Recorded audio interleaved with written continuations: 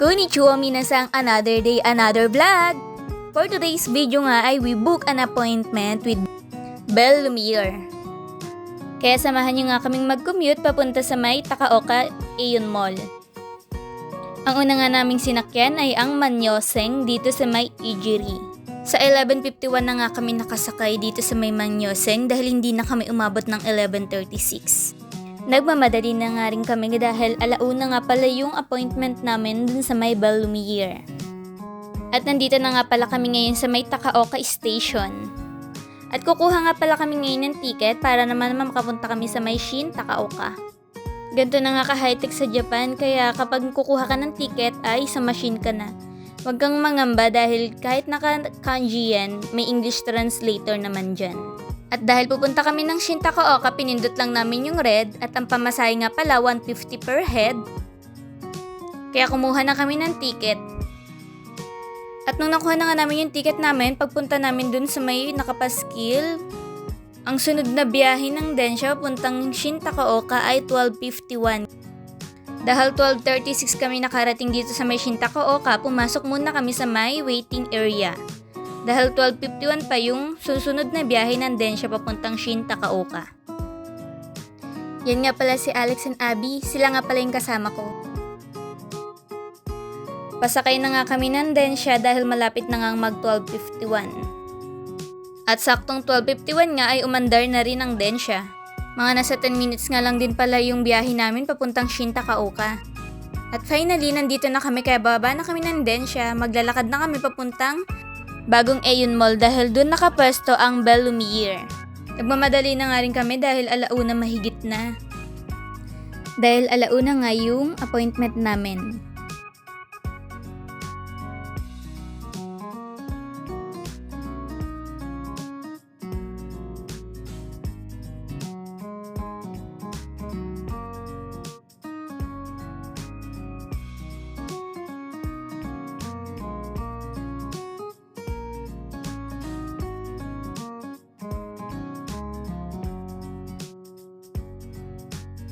At kapag first time mo nga mapabook ng IPL hair removal ay 1,100 yen na lang ang babayaran mo.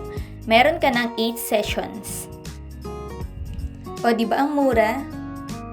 Yun nga ay available sa mga first time magpapabook sa Belle Lumiere. At take note, marami din silang papromo. Natutuwa nga ako sa view na to dahil para akong nasa MOA.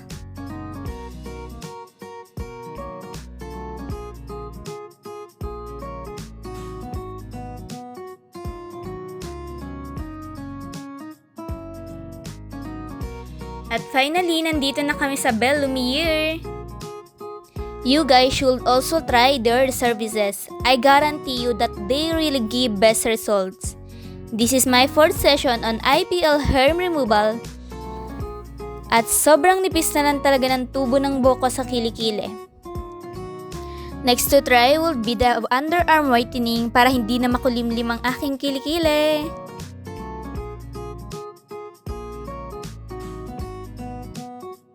At ako na nga pala ang naunang magpa-laser sa aming tatlo.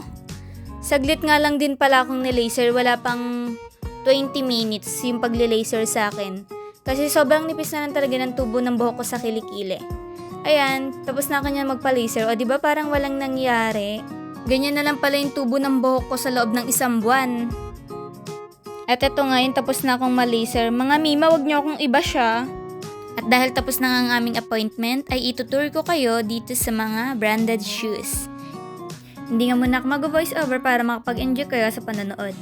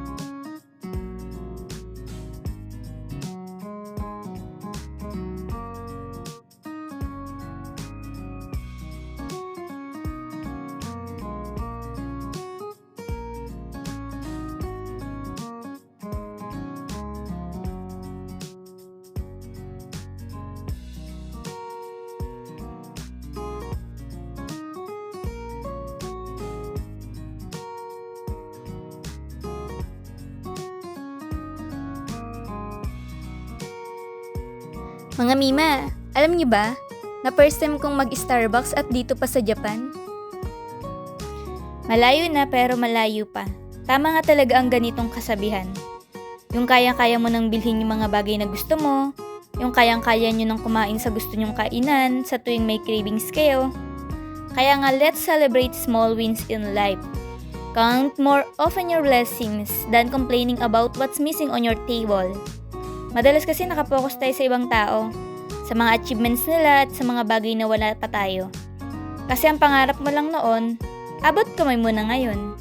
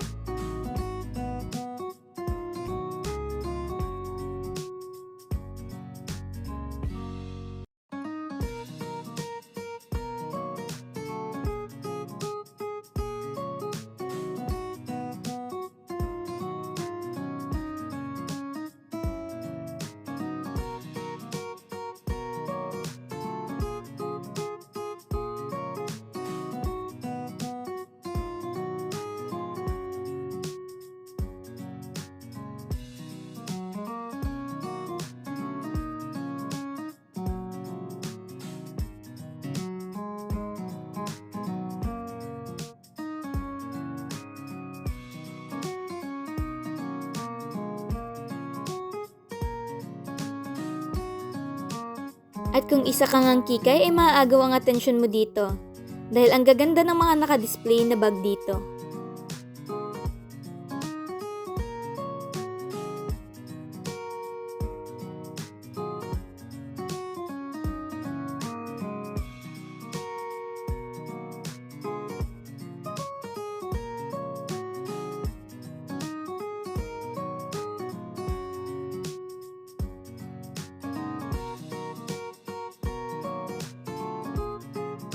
At nakuha nga ng mga pusong ito ang atensyon namin dahil ang cute nga nila. Kitang-kita nyo na nga naman kung gaano sila kalusog at gaano sila kasigla. Pero usog!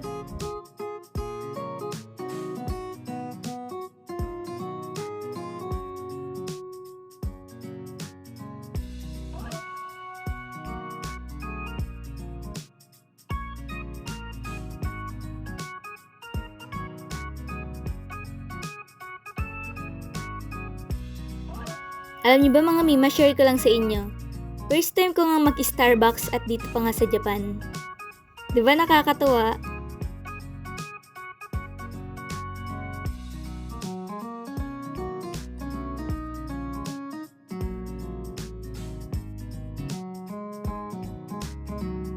At netong mga oras nga ay naisipan na nga naming umuwi dahil alas 4 na ng hapon. At magkukumute lang kami.